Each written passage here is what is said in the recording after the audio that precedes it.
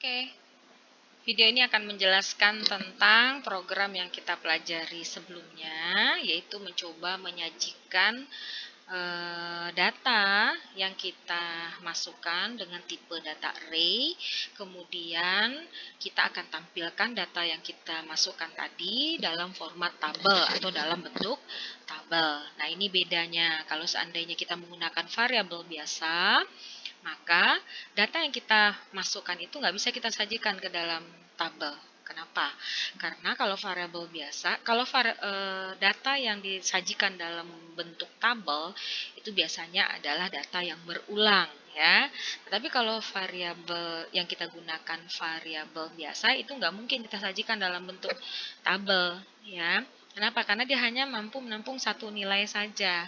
Jadi kalau berbeda dengan kalau kita menggunakan variabelnya bertipe array, ya, kita menggunakan tipe data array untuk variabel tersebut.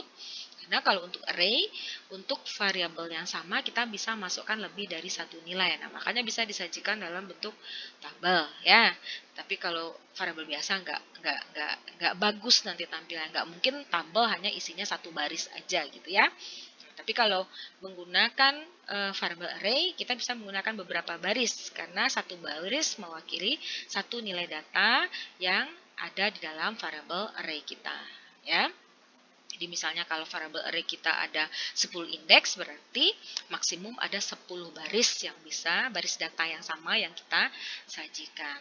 Nah, begitu. Nah, jadi sekarang kita akan coba menyajikan variabel yang kita inputkan tadi dengan tipe data array itu ke dalam bentuk tampilan tabel. Nah, ini contoh programnya. Di sini kembali kita gunakan variabel dengan nama X.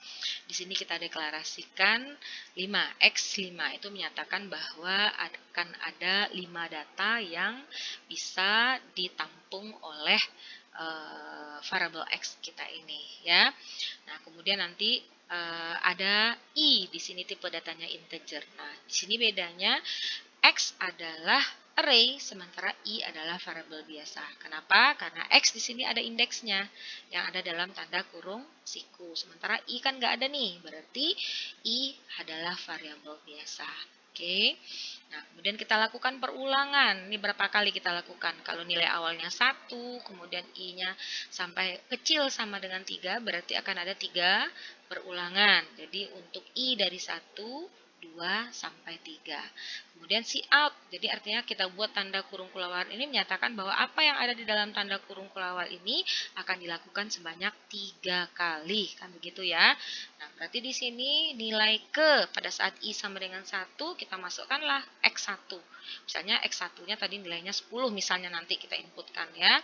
Kemudian next lagi berarti di saat I sama dengan 2, masuk nilai kedua. Kita masukkan 20. Berarti next lagi. Nilai ketiga. Berarti sekarang masukkan misalnya 30. Saat I sama dengan 4, berarti sudah tidak bisa, tidak masuk, tidak memenuhi kondisi ini, maka dia keluar dari loop. Berarti kita hanya memasukkan 3 kali. Nilai X1-nya tadi 10, nilai X2-nya 20, nilai X3-nya 30. Nah, berarti nanti setelah itu disimpan dulu. Berarti ketiga-tiga nilai ini sudah tersimpan ini di masing-masing di X1, X2, dan X3. Yang 10, 20, dan 30 itu tadi. Sudah tersimpan. Nah, kemudian kita perintahkan untuk mencetak garis batas atas. Maka ini cout. Oke, agar dicetak baris berikutnya kita beri perintah endline, ya. Kemudian cout lagi. Nah, apa yang kita cetak, ingat itu ada di dalam tanda kutip. Nah, ini adalah garis, ya. Garis ini menyatakan garis pinggir. Kemudian setelah itu nilai ke. Nah, itu nantinya kita maunya nanti akan ada nilai ke-1, ke-2, dan ke-3, begitu ya, mewakili ini tadi nanti. Jadi nilai ke. Nah, di sini ada backslash T. Oke. Backslash T. Ini slash ya, bukan backslash. Jadi ini slash T fungsinya adalah sama dengan kalau kita menekan tombol tab satu kali di keyboard kita, ya. Jadi nanti kalau seandainya ini di running, maka slash T ini nggak akan muncul dia. Jadi kalau slash T kita letakkan di dalam tanda kutip 2 ini, maka slash T ini tidak akan tercetak. Yang akan tercetak hanya ini garis ini, kemudian nilai ke. Ya, nah, kemudian ini slash T ini adalah perintah untuk sama dengan memberi jarak satu tabulasi ke kanan. Nah, setelah itu baru dicetak lagi ini garis pembatas berikutnya. Kemudian setelah itu baru kita cetak X-nya. Karena nanti kan kita akan masukkan nilai ke sama nilai X-nya. Maka ini ada X. Nah, setelah X slash T lagi. Berarti slash T berarti kita kasih tabulasi lagi, baru cetak lagi garis pinggir. Setelah itu kita tutup. Dan jangan lupa inline lagi agar nanti si out garis ini akan dicetak di bawahnya. Nah, jadi ini fungsinya sama dengan untuk mencetak judul tabel. Oke. Nah, setelah itu karena yang akan berulang itu adalah isi dari tabel, maka kembali kita buatkan perulangannya. Berarti for I sama dengan 1, I kecil sama dengan 3, I plus plus. Nah, karena kita akan mencetak apa yang kita sudah masukkan tadi, maka jumlah perulangannya harus persis sama dengan apa yang kita gunakan tadi pada waktu kita menginputkan. Ini kan perulangan untuk menginputkan nih, bahwa kita akan melakukan perulangan sebanyak 3 kali. Maka nyetaknya juga harus 3 kali. Kenapa? Karena yang akan kita cetak tentu saja apa yang sudah kita input. Jadi kalau kita menginputkan 3 kali, ya nyetaknya juga harus 3 kali. Jangan sampai di sini sampai I kecil sama dengan 3, di sini dibuat I kecil sama dengan 2. Nah, berbeda nanti. Di sini kita masukkan 3 nilai, sementara yang dicetak hanya 2. Berarti salah kan program kita? Makanya kalau kita menggunakan variabel array yang terpisah antara menginputkan data dengan mencetaknya, maka perulangannya itu harus sama, ya.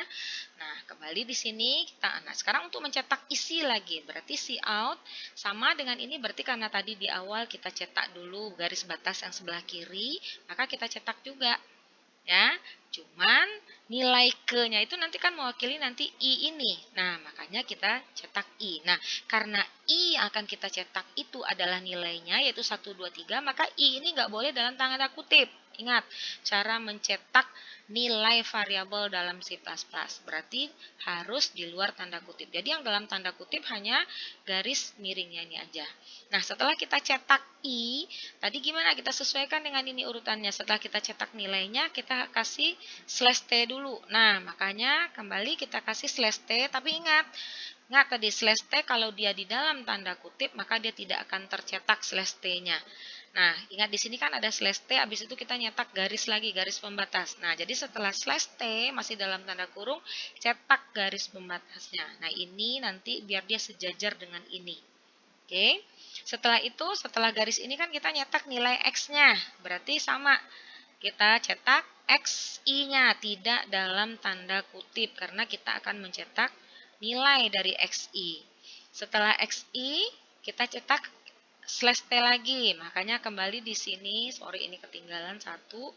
Oke, kita cetak lagi slash T-nya, tapi di dalam tanda kurung sama garis ini, pembatas yang terakhir. Udah, inline. Dan terakhir kita get CH. Sehingga kalau program kita running, maka nanti hasilnya akan seperti ini. Walaupun nggak mirip-mirip, kalau ini kan tampilannya dalam PowerPoint ya, jadi bagus ya. Kalau di program nanti akan ada nilai ke sama X-nya, itu berasal dari ini. Cetak yang ini. Ya, ini judul tabel.